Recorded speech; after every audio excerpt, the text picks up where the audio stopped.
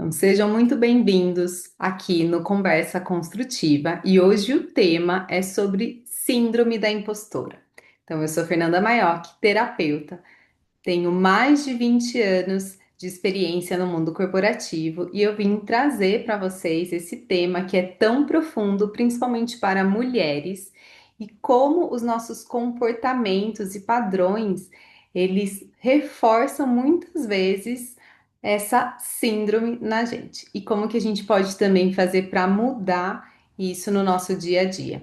Então, quero convidar vocês aqui para estarem muito abertos para escutarem tudo que eu quero falar, né? E ver se isso ressoa ou não com você, porque os padrões e comportamentos, eles são de cada indivíduo, então aqui eu estou fazendo uma leitura de muitas sessões que eu já atendi, de muito conteúdo que eu já consumi, mas eu quero lembrar que cada pessoa tem que se avaliar individualmente, que a gente não é uma única coisa, então não tem como a gente colocar, estabelecer algo que é igual para todo mundo, mas o que eu vou trazer, ele pode ressoar com muitas pessoas, e quando ressoa, comece a entender e fazer uma autoanálise.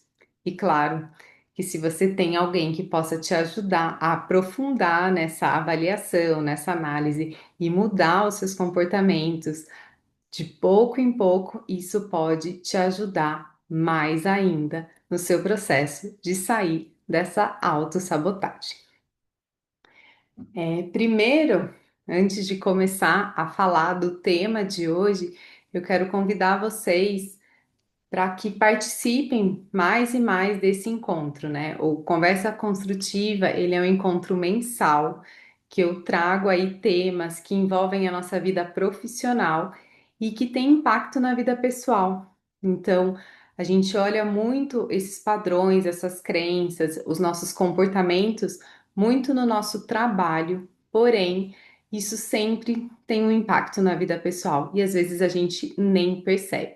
Então, cada mês vai ter um tema diferente e ele é aí online para você participar de onde você estiver, gratuito. Então, cada vez mais eu quero que esses temas eles possam te ajudar a mudar, a se autoconhecer e a trazer aí um novo comportamento para que você possa melhorar e aprimorar a sua vida, né? E também conseguir sair da onde você tá, né, e mudar aquilo que você já não quer mais para você, tanto na vida profissional quanto na vida pessoal.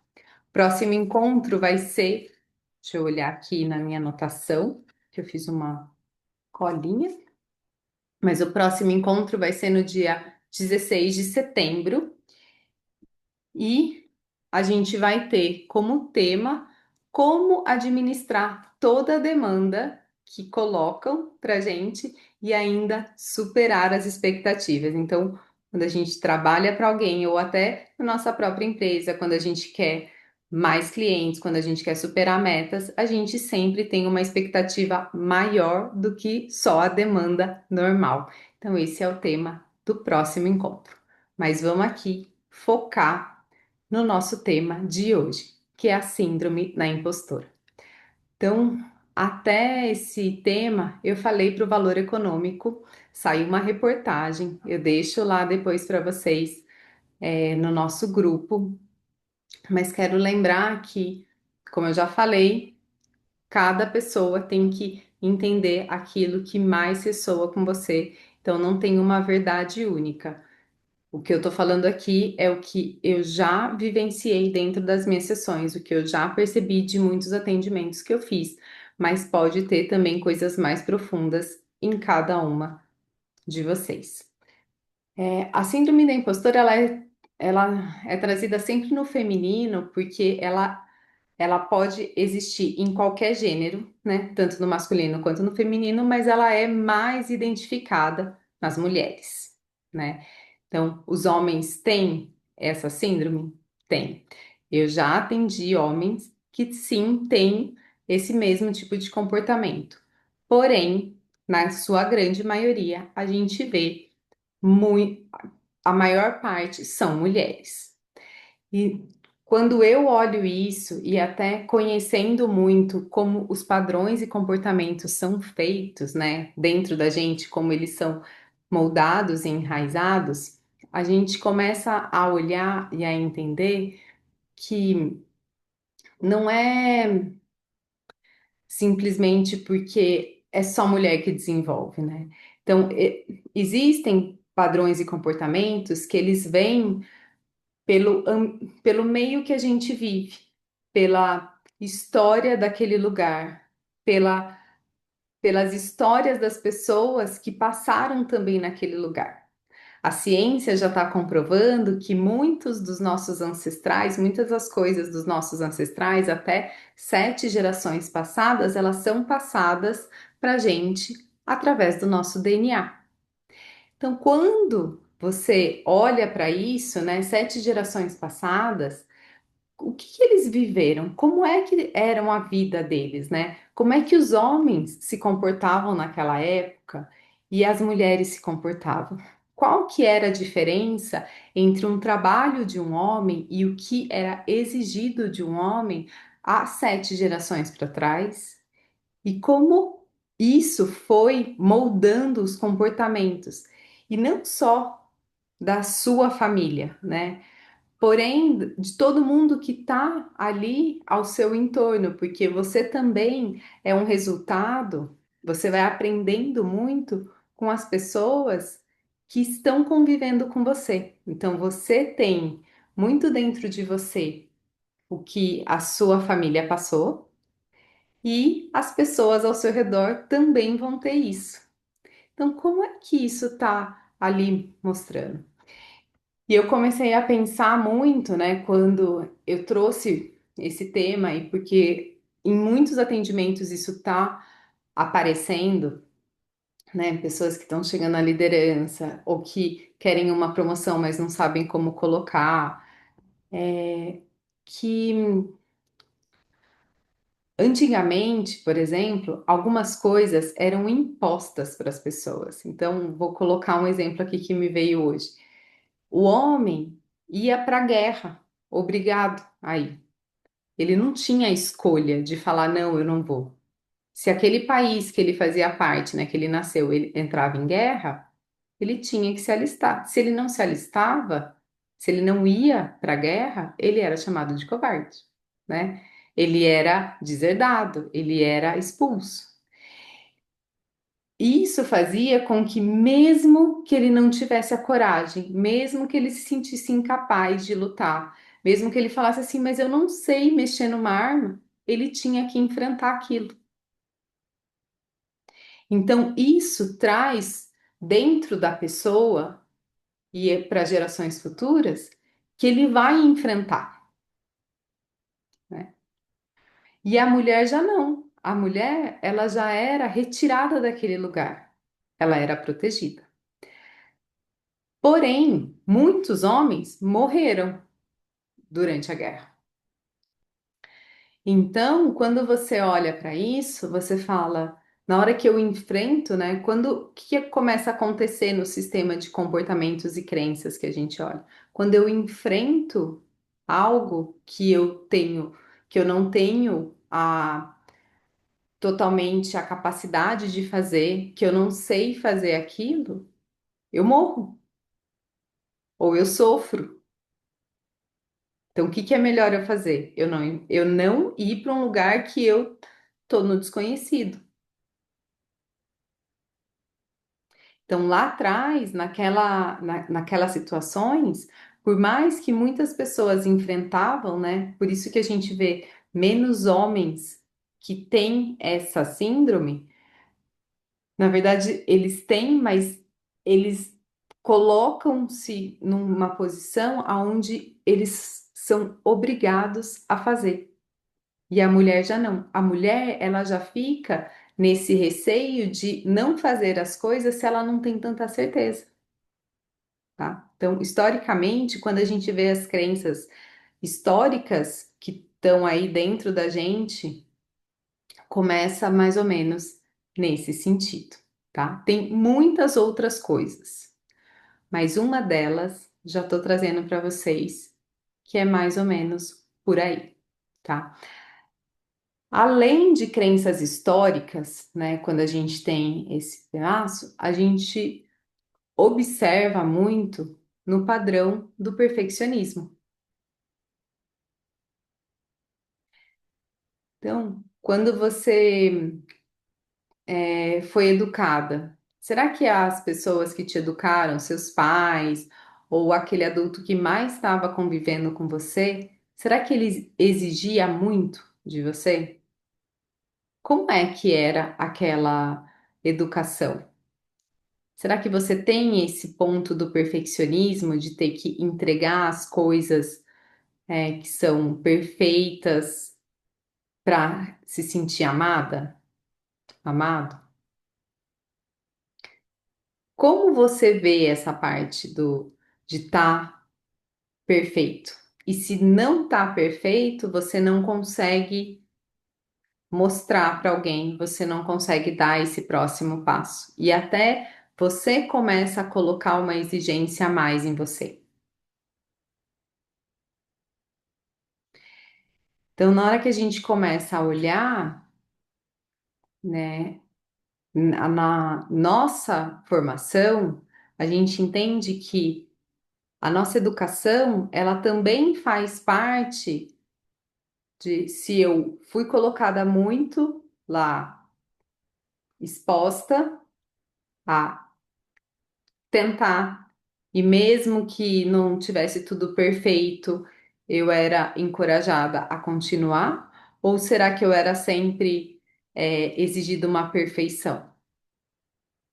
Eu sou de uma época onde minha mãe não era tanto assim, né? Meus pais não eram muito, mas muitas pessoas eu vejo que tem aquela que os pais falavam assim: você tem a obrigação de estudar, seu boletim tem a obrigação de ter nota 10 ou nota A, porque você só faz isso. Porque eles eram de uma geração onde eles tiveram que começar a trabalhar muito cedo. Então, como eu vim numa geração onde eu não tinha que começar a trabalhar cedo, a exigência de ter um padrão de notas elevadas, né, de não repetir de ano, era alto dentro de casa. E dependendo de como a pessoa se cobra, né? Então, se eu tenho uma exigência dos pais e eu começo, né? E a pessoa ela já tem também mais essa rigidez de querer agradar, de se sentir amada ali. Então, tudo que o pai e a mãe pede, ela vai fazer.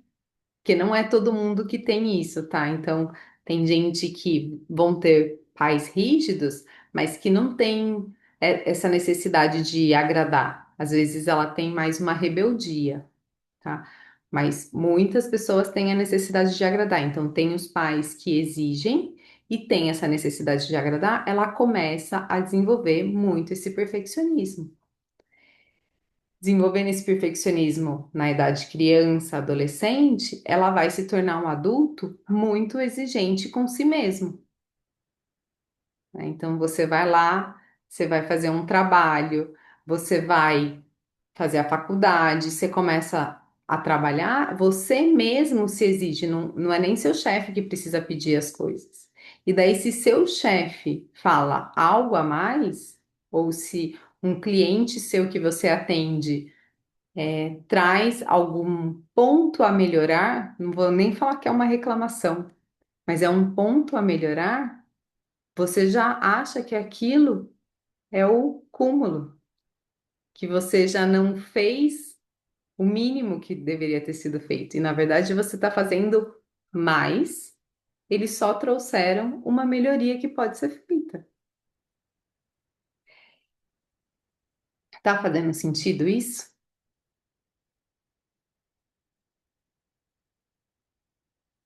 E quando a gente começa a ter essa exigência, né, demasiada sobre a gente mesmo, come- Quando eu peço uma visualização disso, é como se eu tivesse uma linha aonde está o meu padrão, né?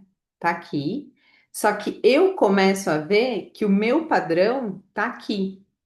Então, eu começo a distorcer essa linha. Então, a linha do padrão tá aqui, só que eu elevo o padrão. E na hora que eu começo a fazer essa distorção, eu já não consigo mais saber aquilo que é o mínimo, o normal e o que eu superei as expectativas. Porque eu mesmo elevei o padrão. E tem uma grande diferença entre eu elevar, né, eu querer superar as expectativas. Por isso que o próximo mês é esse, né? Tipo, quando tentar superar sempre as expectativas. Mas é eu querer superar as expectativas, mas eu ter realmente a consciência de qual que é o normal, de qual que é o que estão me solicitando. Agora, quando eu começo a distorcer e eu não enxergo aquilo que é o que está sendo solicitado, o que é o mínimo exigido, eu começo a me cobrar demais e eu começo a achar que eu não sou suficiente, que eu tenho que fazer 10 cursos para poder me candidatar a uma vaga, que eu tenho que ter 30 anos de experiência, que eu preciso atender todos os requisitos. E quando a gente vai ver, outra pessoa que não atende todos os requisitos preencheu aquela vaga. Por quê? Porque ela olhou e falou: eu tenho 80% do que foi pedido, eu vou me candidatar, eu vou falar a verdade. E as pessoas olharam lá e falaram: ok, ninguém tem o 100%. Todo mundo está aqui nos 80%, mas desses aqui, o que que eu quero? Quem é que mais se encaixa? Quem é que mais tem as habilidades técnicas e as habilidades, os soft skills, né, que a gente fala? Quem é que mais se encaixa com a cultura da empresa? Quem mais tem os valores? Porque hoje em dia não é só capacidade técnica. Antigamente, né, há 20, 30 anos atrás, a capacidade técnica, ela era um dos requisitos que maiores. Mas hoje não. Não é só capacidade técnica. Sim, tem que ter capacidade técnica, mas você ter as habilidades emocionais, você ter essa parte de conseguir conversar com as pessoas, de você lidar com crises, de lidar com problemas, isso também faz parte de ser escolhido ou não. E eu falo isso não só num processo de empresa, mas também como um prestador de serviço. Então, se você aqui tem uma empresa, né, você também pode olhar para isso. Se você está buscando clientes, nem sempre você vai atender 100% do que aquele cliente quer. Mas se o cliente te escolheu, é porque ele entende que você é a melhor pessoa nesse momento. E se você fala a verdade, se você traz com clareza, discernimento lá, olha, eu tenho esse ponto, eu consigo fazer isso, e ele acaba te escolhendo, esse é o meu serviço, tá tudo bem. Não teve enganação ali. Faz sentido isso para vocês?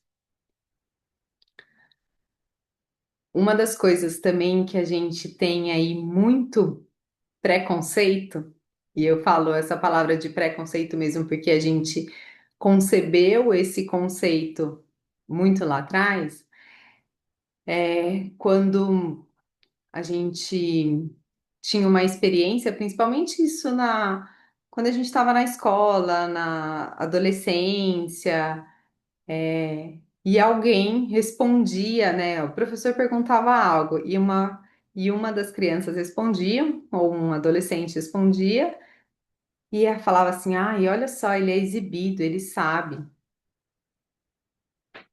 E daí ninguém queria ser essa pessoa que se aparecia. Então, por mais que você soubesse as coisas, você deixava de comunicar aquilo que você sabia.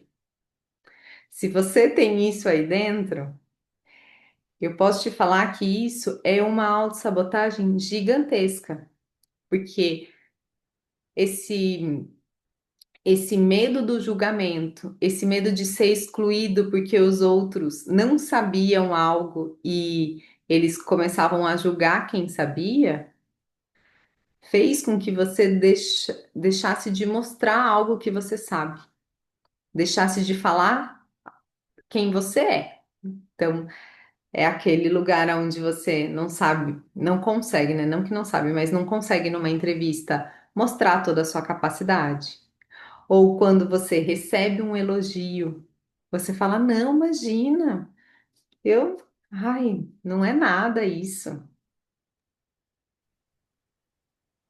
Por isso que eu falo que isso também faz com que a gente comece a se colocar num lugar menor do que realmente a gente é.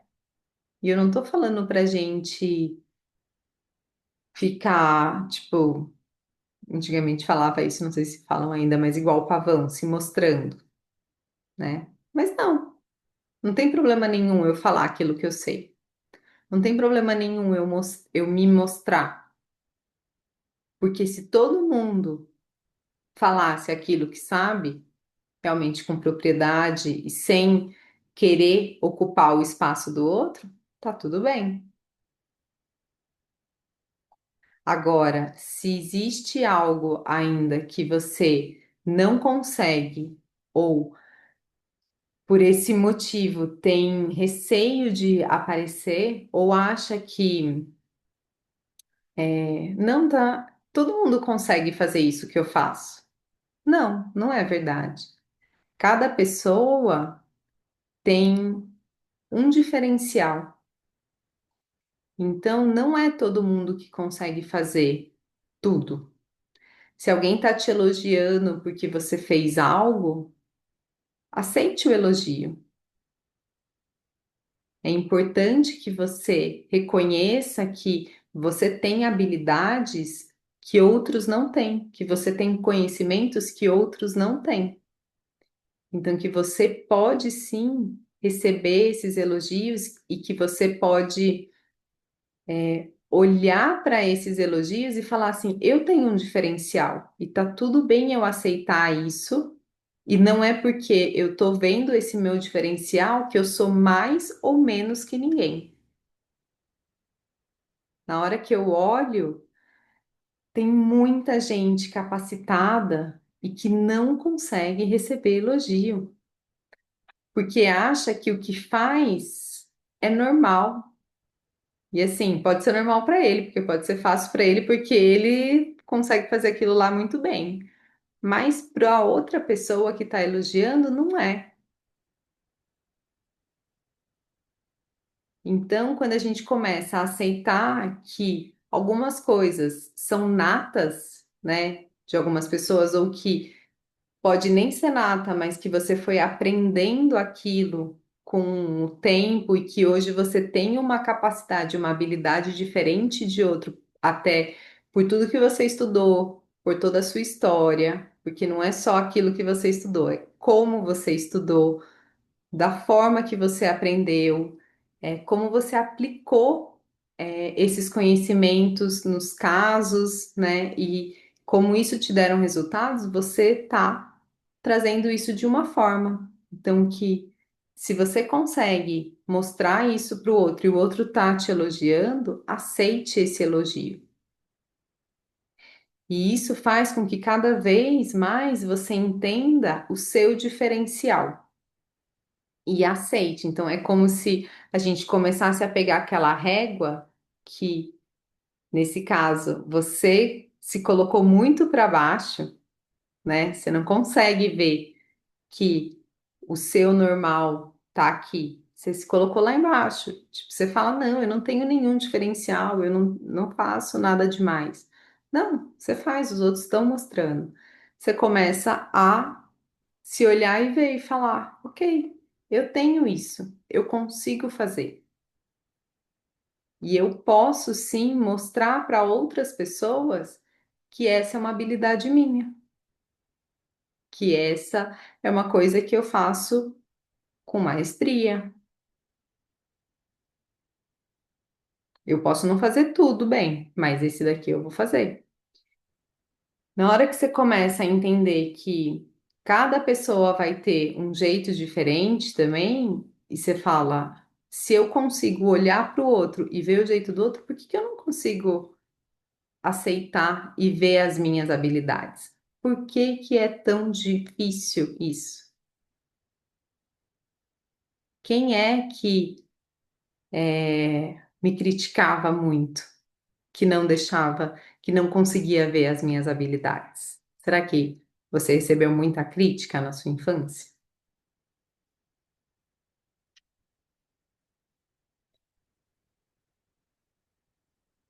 Então, olhar para isso, eu estou trazendo vários conceitos aqui, e cada uma pode ter uma coisa diferente, mas se você foi muito criticada também na sua infância ou na sua adolescência, eu lembro, a minha avó falava muito isso, e é uma coisa que eu nunca deixei entrar em mim, mas era uma frase tão forte dela que é até engraçado que a gente repete às vezes. Ela falava assim: vocês não são capazes. A gente ia lavar louça na casa dela e ela falava: você não é capaz de lavar louça. Eu falava: vó, pelo amor de Deus, que não sou capaz de lavar louça.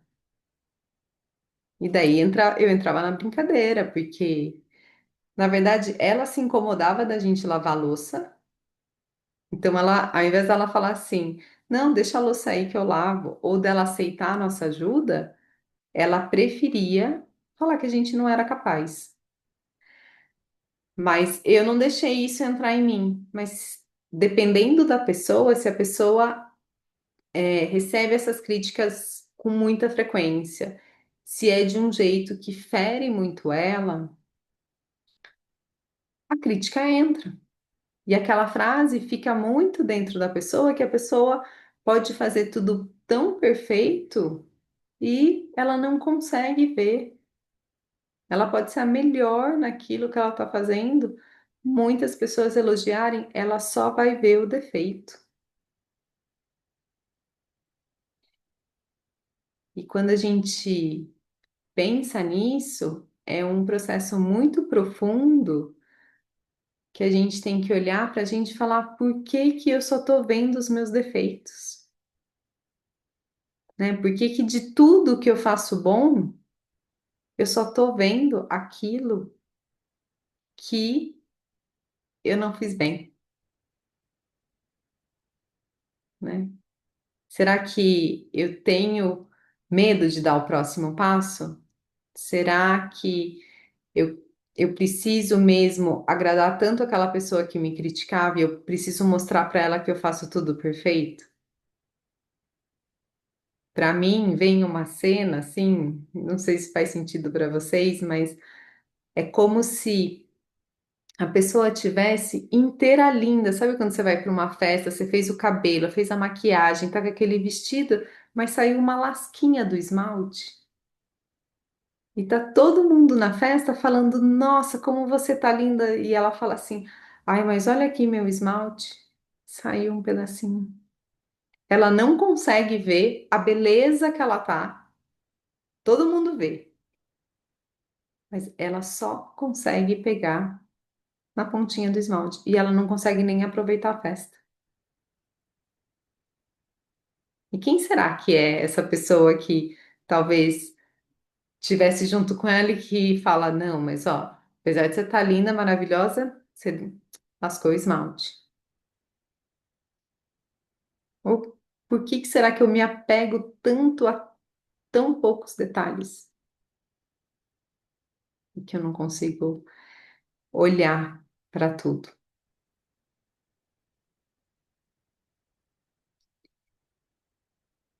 E quando eu vejo muitas, né, em muitas sessões que eu atendo, o que mais me vem disso é que essas pessoas, elas querem mais tempo para estar pronta para o próximo passo. Mas é como se aquele próximo passo já tivesse ali pronto. E é por isso que eu coloquei o tema de hoje como como superar essa autossabotagem, porque é como se eu tivesse que dar o próximo passo, mas eu fico arranjando pequenas desculpas, né? Eu fico ali apegada nesse esmalte. Eu fico falando, eu não sou capacitada, eu não consigo ver as minhas capacidades. Eu falo, não, eu consigo ver as minhas capacidades, mas eu acho que tem que ter um curso a mais. Eu acho que eu tenho que fazer isso.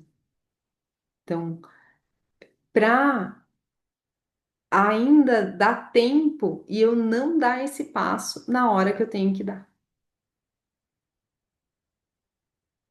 Parece que tem um medo desse novo, um medo talvez da responsabilidade de ocupar esse lugar maior. Então é como se a pessoa crescesse, né? Tipo, então, eu tô ali, eu vou chegar num lugar onde eu vou ter mais responsabilidade, onde eu vou lidar com mais pessoas, ou esse lugar eu vou ter que mudar de casa. Então, cada um vai ter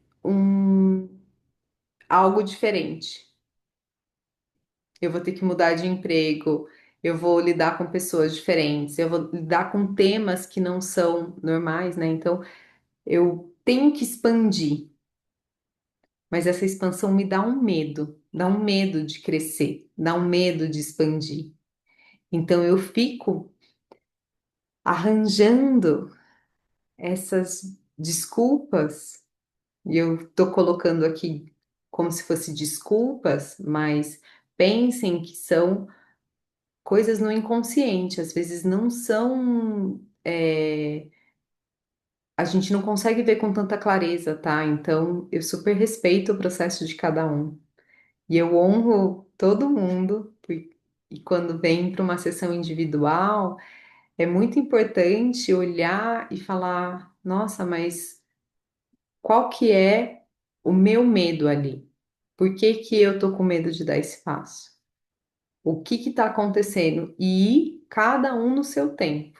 Ninguém precisa ir acelerada. Mesmo que eu estou falando que eu vejo que o próximo passo tá ali, não adianta a gente forçar uma coisa que ainda tem.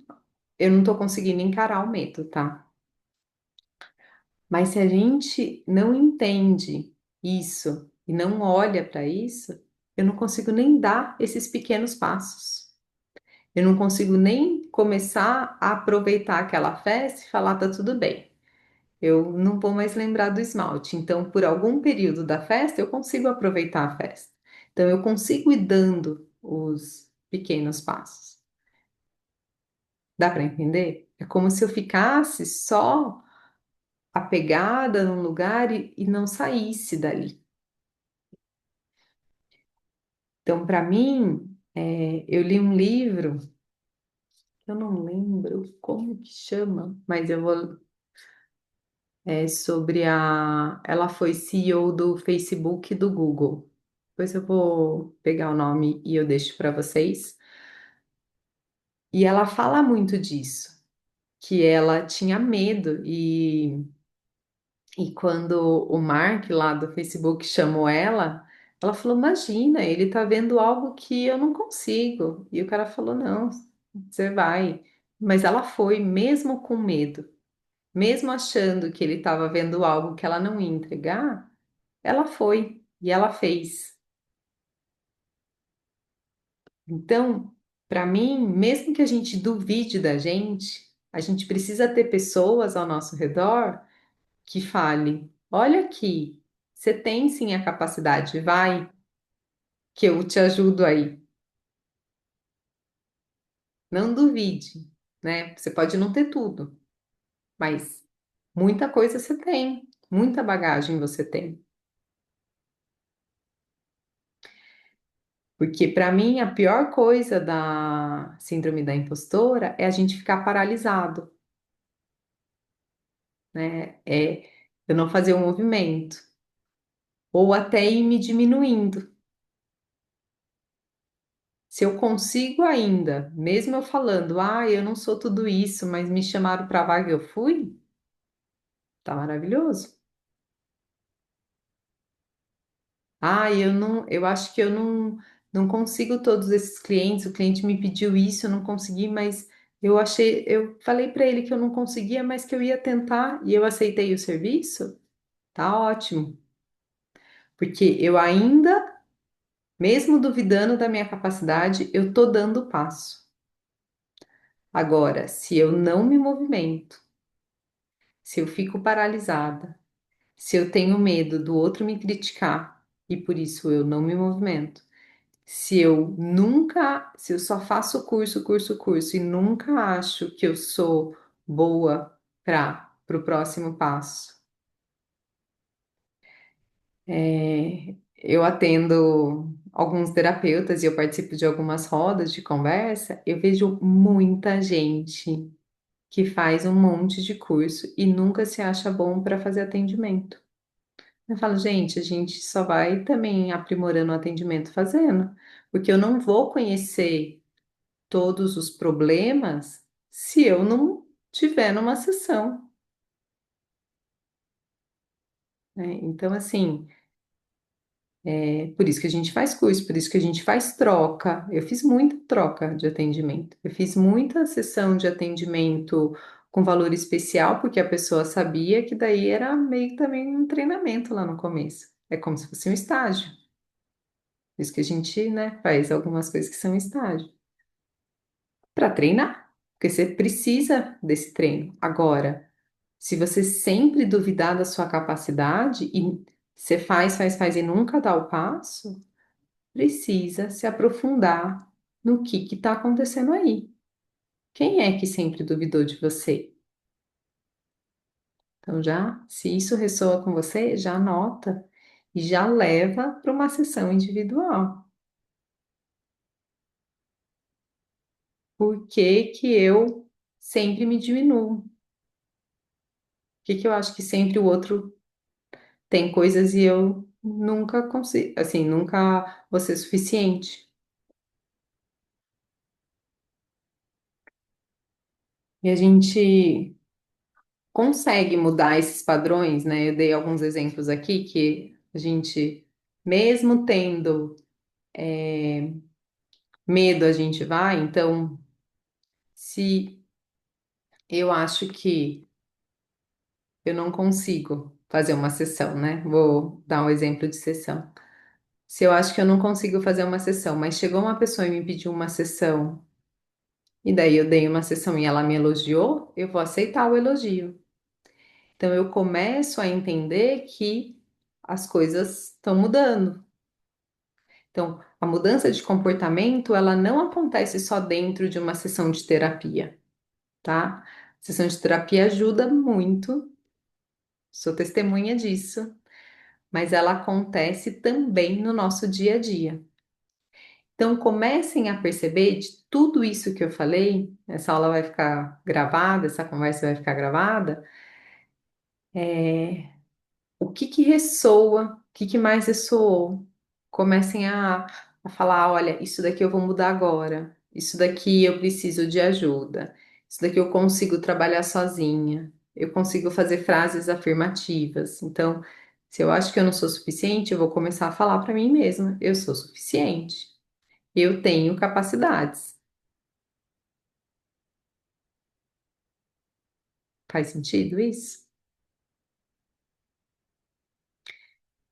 Se vocês sentirem de falar, eu queria escutar um pouquinho também, se isso ressoa, como é que tá esse tema aí para vocês,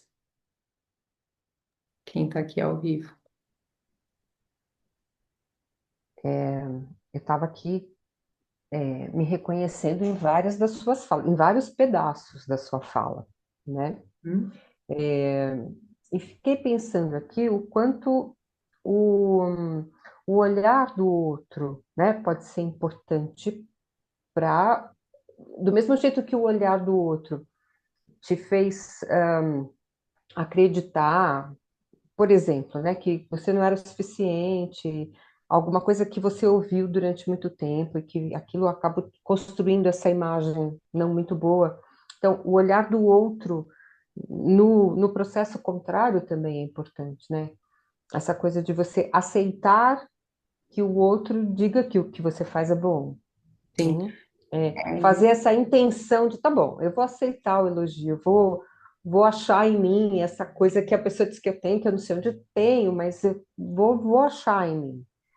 Então, do mesmo jeito que teve uma fala que construiu uma identidade, a fala positiva pode ajudar a desconstruir aquela e reconstruir outra, né? Uhum. Então, eu acho que essa parte, né? Como faz? Por onde começa?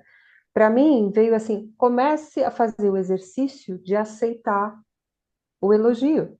Aceitar quando ele vem e dizer, tá bom, é mesmo, né?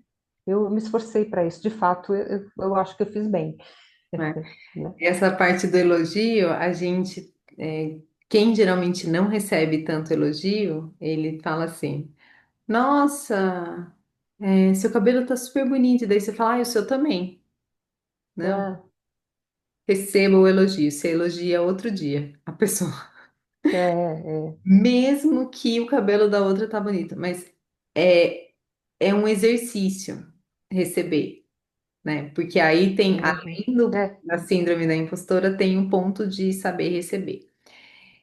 O que você falou agora me lembrou também muitos que algumas vezes, né, lembra quando eu falei que às vezes a gente tem aquele incômodo lá de, eu não vou aparecer porque quando eu era criança, adolescente, zoavam da pessoa que se destacava, né, é o CDF e tal. Às vezes a gente tem um ponto de quando o outro elogia, aquilo incomoda. hum, Daí você fala, nossa, mas essa pessoa fica elogiando todo mundo.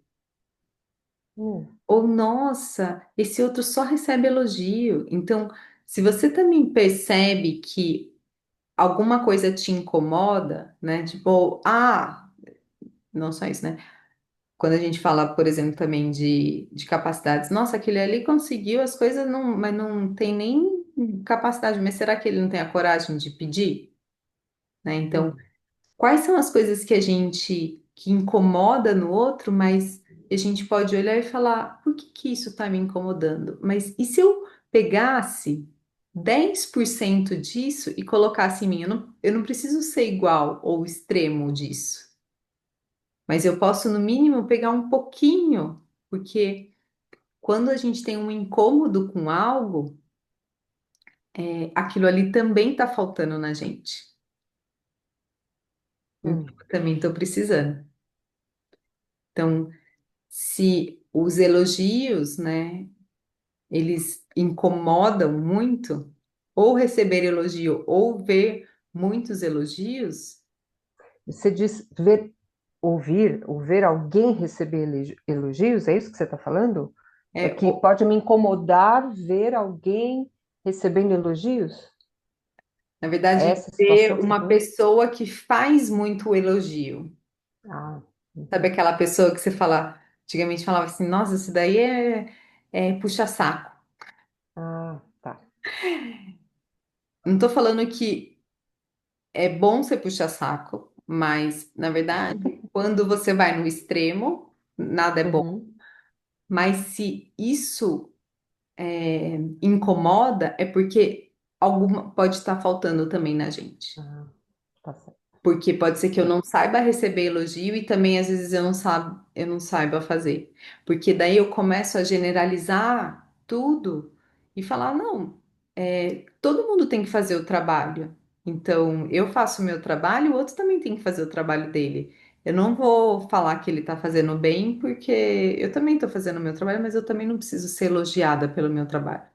E não, às vezes a gente pode ser elogiada pelo nosso trabalho, porque nem sempre todo mundo faz da mesma forma.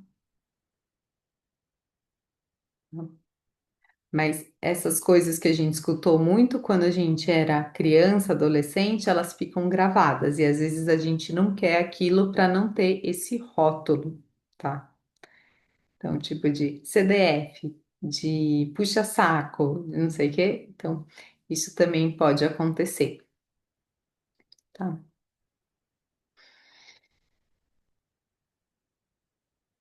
Mais alguém quer falar? Sei. Também pode colocar nos comentários, se vocês quiserem.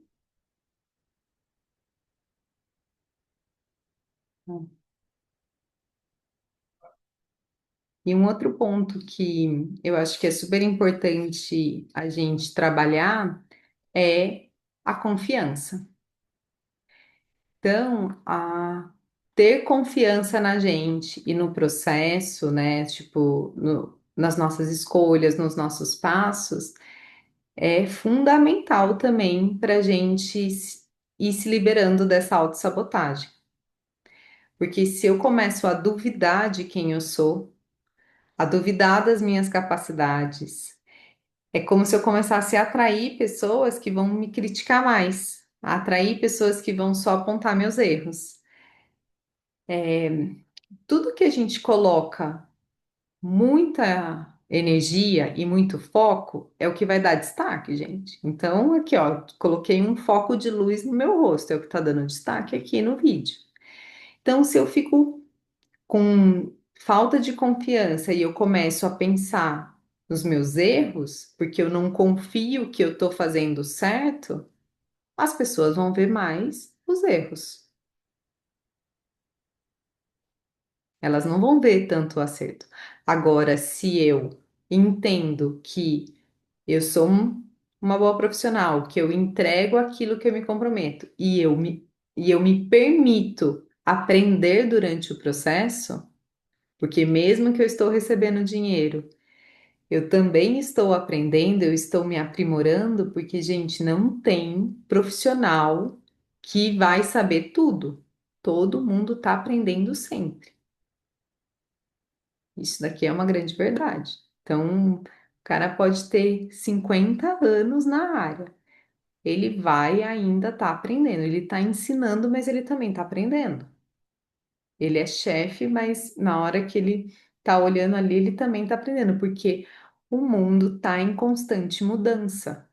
A mudança faz com que a gente tenha que tomar novas decisões, mudar processos, entender a maneira como vai fazer de novo. Então, isso faz com que todo mundo a todo instante esteja aprendendo. Na hora que eu aceito isso, eu entendo que o meu processo ele pode ser mais leve e que, errei, vou pedir desculpa, vou fazer de novo, vou trazer alguma coisa, então vou entender como consertar aquele erro, mas eu não vou ficar me martirizando, me batendo, me colocando para baixo e falando que eu sou uma péssima profissional. Não, eu tenho que entender que isso faz parte da construção. Agora, é completamente diferente de eu ficar persistindo no erro, né? Então, a gente também só tem que saber um pouquinho diferenciar aqui. Vamos lá, não vou ficar persistindo no meu erro, mas eu não vou ficar também me martirizando ali porque saiu alguma coisinha errada, tá bom? E o processo, né, de quem passa muito por isso, não se, assim, você vê pessoas que não se permitem errar, que qualquer coisinha que sai fora já se pune. Então, trazer essa leveza, trazer esse amadurecimento de que o processo ele é fluido, que a gente pode fazer essas mudanças e que todo mundo tem isso. Então, que não é só você, que todo mundo tem. Então, ok, cada um pode ter um nível de conhecimento diferente, porque uns passaram por algumas coisas e outros passaram por outras, sim, eu entendo isso. Mas eu também entendo que se a pessoa me contratou, ela sabia quem eu era. Eu contei a minha história, eu não menti, eu fui verdadeira, ela entendeu e ela mesma se me contratou. Então estamos ali. E na hora que ela falar alguma coisa, eu vou falar: isso daqui eu não sei, mas eu posso aprender. Então, essa também de falar a verdade e conseguir mostrar capacidade também é muito importante. Antigamente, hoje já não é tanto, né? Mas antigamente a gente tinha muita gente que falava assim: não, não fala que você não sabe. Não, eu posso falar que eu não sei. Não sei, mas eu posso aprender. Então, essas crenças, esses padrões que colocaram na nossa cabeça, não mostra a sua fraqueza, não fala que você não sabe, isso também criou-se muito essa síndrome da impostora. E a mulher que ela quis, falando um pouquinho aí da história, né, de crenças históricas, ela quis sair daquele lugar onde ela não queria mais ficar dentro de casa, ela quis trabalhar, então ela falou: eu preciso sair daqui, eu não posso mostrar minha fragilidade. Eu preciso falar que eu sei fazer, porque senão ninguém vai me contratar. E isso está passando de geração em geração, porque está dentro do nosso DNA.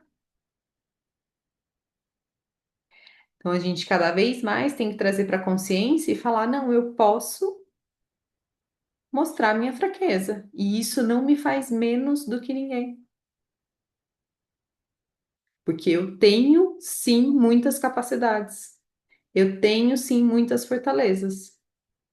E eu sei entregar muitas coisas. Mas eu não sou só isso, eu sou um conjunto de coisas. E eu sei pedir ajuda, eu posso pedir ajuda. Então lembre-se que quando a gente olha muito essa síndrome da impostora, tem coisas que são muito históricas e que não é uma geração talvez que mude isso completamente, mas que a gente precisa começar a trabalhar e mudar isso. Porque na hora que a gente começa a fazer esse trabalho, a gente entende o quão poderoso isso é, porque ela não foi criada também em uma geração. Ela vem vindo lá de trás. Isso é uma coisa, né, que eu tenho pensado bastante de um tempo para cá. Então, não começou aqui, né?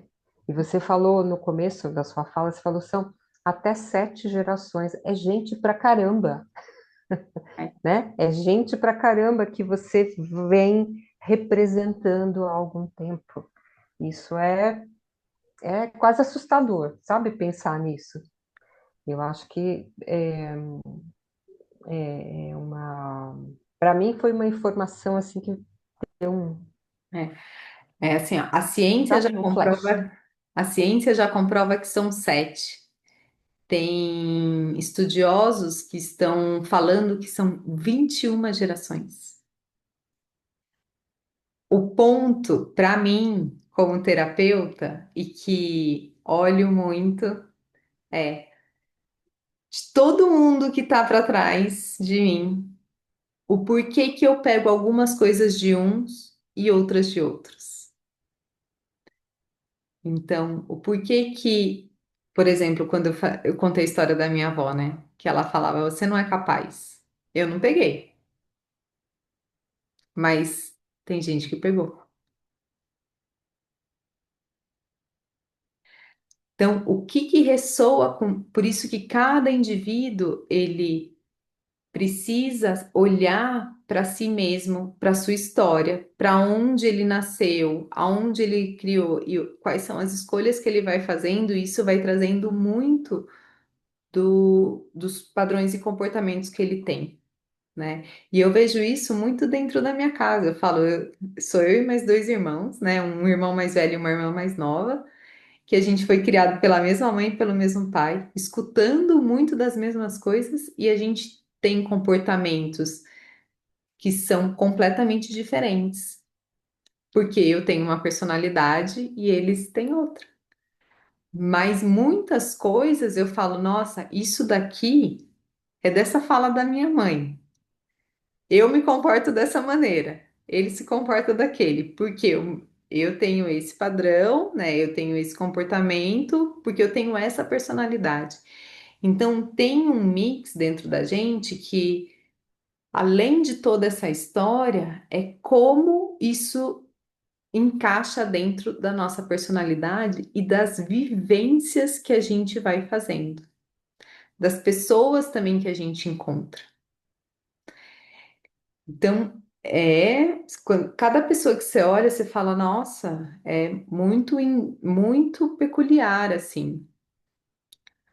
Mas no geral, quando a gente começa a trazer esses comportamentos, a gente identifica, né? Então, ó, aqui, as mulheres falavam isso. Elas querem, né, cargos de liderança, mas elas também não queriam se mostrar frágeis.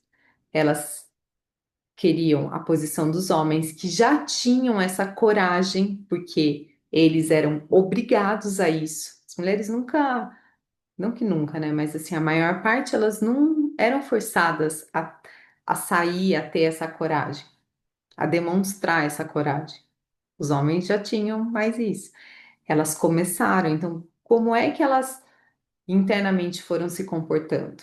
Muitas desenvolveram isso, perfeccionismo, a autopressão, né? Autocobrança e nunca se achar suficiente. Então, hoje, mesmo muitas gerações depois que as mulheres começaram a trabalhar, ainda existe essa pressão de não se achar suficiente. Mesmo que a dedicação é muito maior, tenha a capacitação igual ou mais, ela não consegue ver que ela foi suficiente. E não é pelo outro, é ela mesma se julgando. Porque ela tinha porque existe tanto medo do julgamento do outro que ela nem permite se colocar naquele lugar.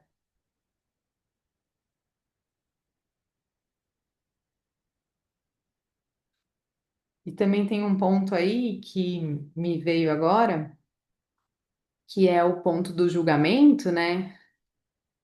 É, o que eu sinto, tá? Eu sou de uma cidade pequena que o que eu percebo, homens nem ligam para o que os outros homens estão falando, né? Tipo, agora a mulherada. O que a outra mulher fala, tipo assim, nossa, falou da minha roupa, eu nunca mais uso essa roupa. Então, esse negócio do julgamento do outro contra mim é muito mais forte em mulher. Não sei por quê, mas é. Parece que o julgamento negativo é mais forte do que o positivo, né? Ele tem uma influência muito mais rápida e muito mais devastadora do que o elogio, do que a opinião a favor, não é? É, e tem o ponto de a maior parte dos homens eles não ligam para esse julgamento. Então, cara, se o cara falou ou não falou, tá tudo bem. E daí, o que que acontece? Os homens não falam tanto. Agora as mulheres falam. E daí, e para as mulheres isso é mais devastador. Então, eu me importo muito mais com a opinião do outro, e daí o que eu coloco atenção é o que acontece. O outro vai falar muito mais. Então, essa parte do julgamento, né, do outro ter uma opinião e me falar aquilo, vai ser maior sobre as mulheres. E daí, na hora que recebo uma crítica, ou vamos colocar, recebo um feedback.